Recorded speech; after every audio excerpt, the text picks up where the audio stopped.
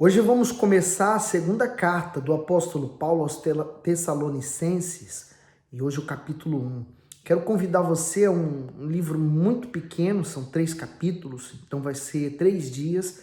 Nós vamos meditar profundamente nessas palavras que o Espírito Santo vem transmitir hoje para nós.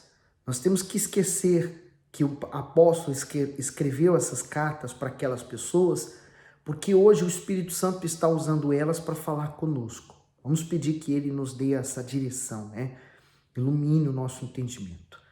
Espírito Santo, a tua luz vem iluminar o nosso entender e venha nos dar a compreensão de toda a tua palavra através desse estudo dessa carta. Em nome de Jesus. Amém. Versículo 1. Paulo e Silvano e Timóteo, a igreja dos Tessalonicenses, em Deus nosso Pai e no Senhor Jesus Cristo. Graça e paz a vós da parte de Deus nosso Pai e da do Senhor Jesus Cristo. Sempre devemos, irmãos, dar graças a Deus por vós, como é justo, porque a vossa fé cresce muitíssimo e o amor de cada um, de todos, vós aumenta de uns para com os outros, de maneira que nós mesmos nos gloriamos de vós nas igrejas de Deus por causa da vossa paciência e fé, e em todas as vossas perseguições e aflições que suportais. O Bispo Macedo escreve: a vossa fé cresce muitíssimo, a verdadeira fé se desenvolve e se fortalece ao ser provada. Não há uma única pessoa que tenha alcançado algo grande de Deus que antes não tenha passado pelo crivo das provações. Paulo mostra o seu contentamento em relação à maneira perseverante com que os tessalonicenses enfrentavam as perseguições sem desanimar. O testemunho de fé e de fidelidade dessa igreja servia de exemplo e incentivo para as demais. Por isso que a fé ela é desenvolvida, né? E o que faz ela desenvolver são as lutas que nós enfrentamos. Porque não adianta você pedir a Deus que Ele te dê fé sem querer enfrentar as lutas. Porque as lutas vêm e é uma maneira que eu tenho para usar a fé que eu aprendi através da palavra dele. E uma coisa que eu vi aqui, em tudo dai graças, né? Por exemplo, em tudo que vem acontecendo, seja bom, seja ruim, você dá graças a Deus. Graças a Deus no momento mau, no momento bom. E aí o 5 diz: prova clara do justo juízo de Deus, para que sejais ávidos por dignos do reino de Deus, pelo qual também padeceis. Olha só essa palavra, ávido por dignos do reino de Deus. O Bispo Macedo escreve assim, dignos do reino de Deus. É impossível almejar e alcançar o reino de Deus sem sofrer perseguições. Aliás, o próprio Senhor Jesus disse que felizes são os perseguidos por causa da justiça, pois deles é o reino dos céus. Portanto, é a fé sobrenatural, revelada a nós pelo Espírito Santo, que nos faz tomar posse desse reino. Essa fé é mostrada na nossa perseverança e na nossa fidelidade perante as lutas que enfrentamos.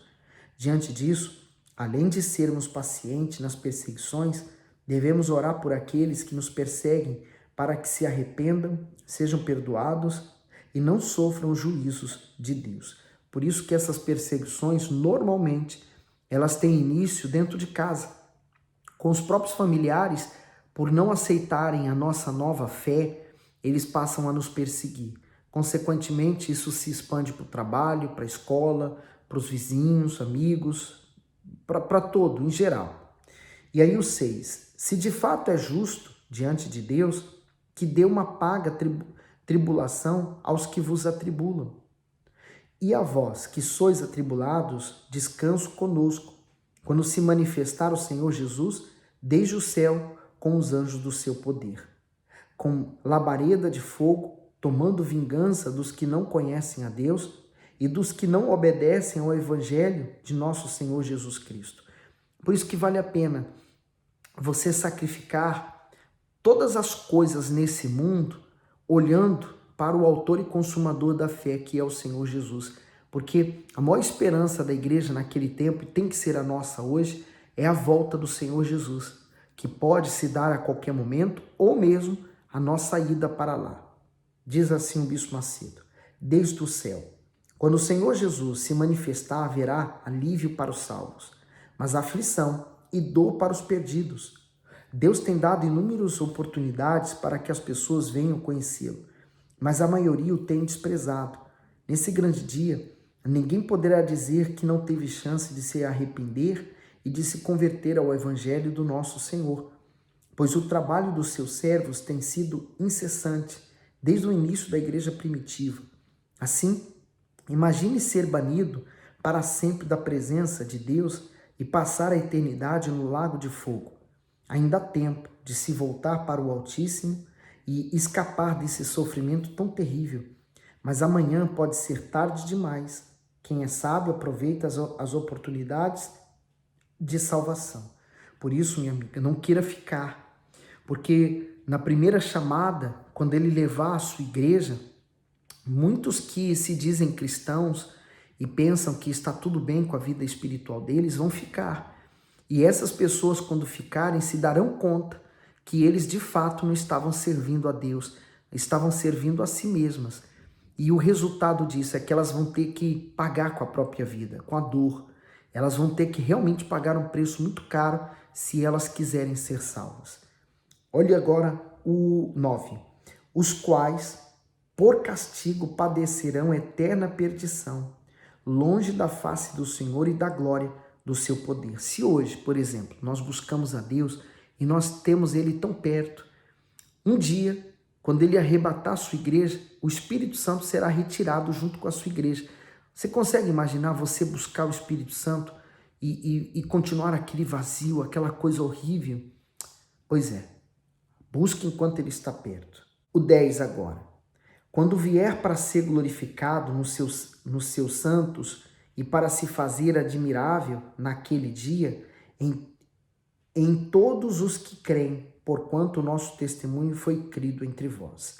O Bispo Macedo, ele diz, quando vier para ser glorificado, nesse glorioso dia a igreja será arrebatada aos céus e se encontrará com o Senhor Jesus nas nuvens, e nós, os salvos, contemplaremos o nosso Rei e Senhor.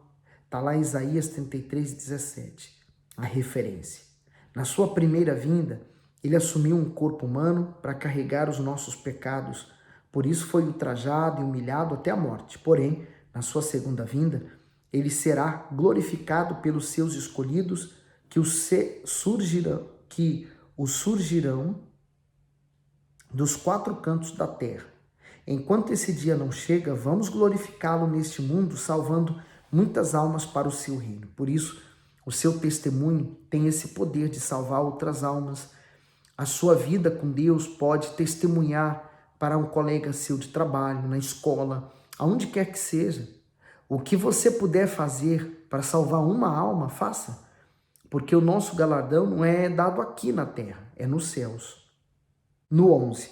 Por isso também rogamos sempre por vós, para que o nosso Deus vos faça dignos da sua vocação e cumpra todo o desejo da sua bondade e a obra da fé com poder, para que o nome do nosso Senhor Jesus Cristo seja em vós glorificado e vós nele, segundo a graça de nosso Deus e do Senhor Jesus Cristo. Então, o Senhor Jesus Cristo veio da primeira vez e ele foi então crucificado, o crucificaram.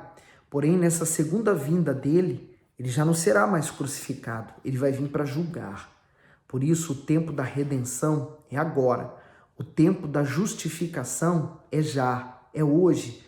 Por isso, você pode buscá-lo. Aonde quer que você esteja, você pode se arrepender dos seus pecados. Procure uma igreja para que você possa se batizar nas águas e assim sepultar, oficializar a sua entrega a Deus. E claro, o batismo nas águas não é sinônimo de uma mágica. Você precisa tomar as atitudes que vão ser concernentes a esse novo caminhar na fé. E claro, dentro disso está o meditar na palavra de Deus, tá bom? Vamos espalhar esse evangelho? Envie esse vídeo para muitas pessoas. Vamos espalhar o evangelho do Senhor Jesus para que ele volte logo. Fiquem todos com Jesus.